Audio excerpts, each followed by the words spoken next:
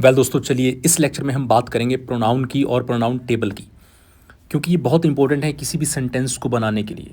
हालांकि सबसे पहले हमने सीखा था कि सेंटेंस को बनाने के लिए बहुत सारे पार्ट्स ऑफ स्पीच चाहिए, और उसमें से मैंने आपको एक पार्ट्स ऑफ स्पीच अभी तक बताया, वो है नाउन। तो नाउन के दो टाइप होते हैं, प्रॉपर नाउन और एक कॉमन नाउन।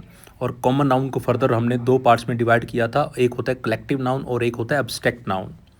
ठीक है, और इनको बहुत अच्छे से एक्सप्लेन मैं पिछले वाले लेक्चर में कर चुका हूँ। आज बच्चों हम बात करते हैं प्रोनाउन की। देखो, प्रोनाउन का एक्चुअली मतलब क्या है। प्रोनाउन को हम हिंदी में बोलते हैं सर्वनाम। तो प्रोनाउन इज़ अ वर्ड और group of words used in a place of a noun और नाउन फ्रेज। यानी कि नाउन के स्थान पे जिस भी शब्द का प्रयोग किया जाता है उसको हम बोलते हैं प्रोनाउन। ठीक है, अब सेंटेंस बनाने के लिए मैंने कहा था कि नाउन तो आपको आना चाहिए, कि नाउन, क्योंकि नाउन क्या है, वो किसी भी वस्तु का नाम है।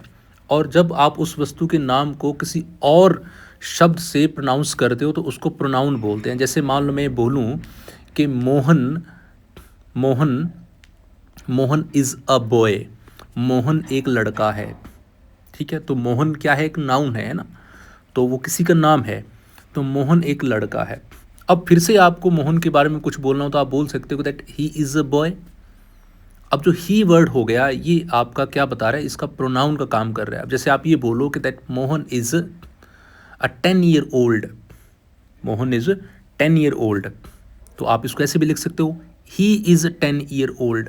तो अब जब हम ऐसे बहुत सारे लंबे फ्रेजेस लिखते हैं, बहुत सारे सेंटेंस लिखते हैं, तो बार बार उस नाम को ना लिख के हम प्रोनाउन का प्रयोग कर सकते हैं। जैसे यहाँ पे मोहन की जगह पे ही आ गया। ऐसे बहुत सारे प्रोनाउंस हम यूज़ करेंगे, जैसे ही है, शी है, इट है, दे है।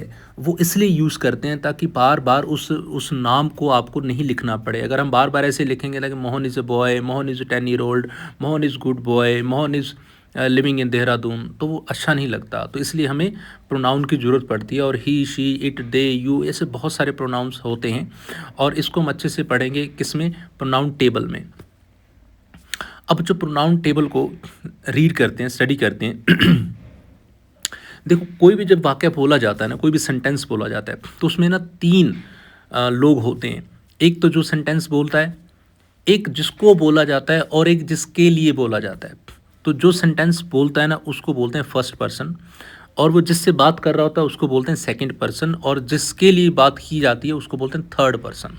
ठीक है, यानी कि फर्स्ट पर्सन कौन कौन से हैं, जैसे आई है, मी है, माई है, वी है, यू, अस है, अवर्स है, ये सारे। अभी इनके केसेस हम बाद में बात करेंगे, ऑब्जेक्टिव का मतलब क्या है, पॉजेसिव का मतलब क्या है। तो आई, माई, मी, वी और अस, ये सारे फर्स्ट हैं, फर्स्ट पर्सन्स बोलते हैं इनको। You these are the second person, और ही, शी, इट यानी कि तीसरा कोई थर्ड पर्सन जिसके बारे में बात हो रही है। यानी कि मैं और आप, यानी कि आई और यू तो बात कर रहे हैं ही के बारे में, यानी कि थर्ड पर्सन के बारे में। तो I first person, you is the second person, and he is the third person, and I is talking to you about the he. तो ये आई मतलब मैं, मी मतलब मुझे, माई मेरा, अवर्स हमारा, अस हम, वी हम। तो ये क्या है, जो ऑब्जेक्टिव केस होते हैं और जो पॉजेसिव केस। पॉजेसिव में तो आपको समझ में आ रही बात कि पॉजेसनेस, यानी कि एक अधिकार जब होगा ना, जैसे आई से मैं है तो माई से मेरा है। ठीक है ना। ऑब्जेक्टिव केस क्या होते हैं, जैसे आई से मैं तो मी मतलब मुझे। ठीक है, और जैसे ये है ही, शी, इट, ही मतलब वह, शी मतलब वह लड़की।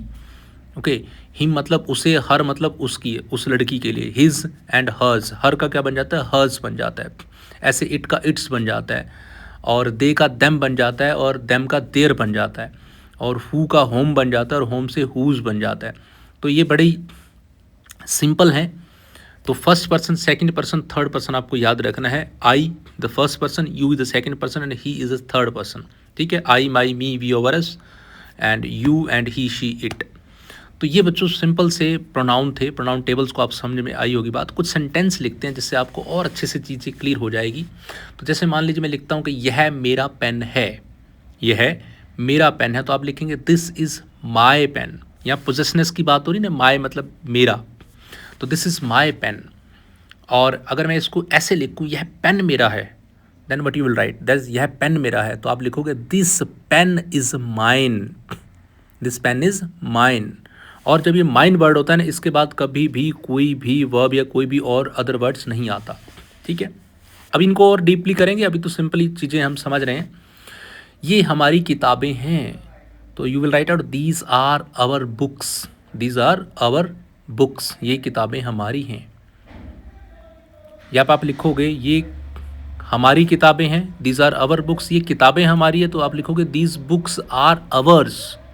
जैसे लिखो यह बैग तुम्हारा है, तो लिखोगे this bag is yours, this bag is yours. और आप लिखो यह तुम्हारा बैग है, तो आप लिखोगे दिस इज योर बैग।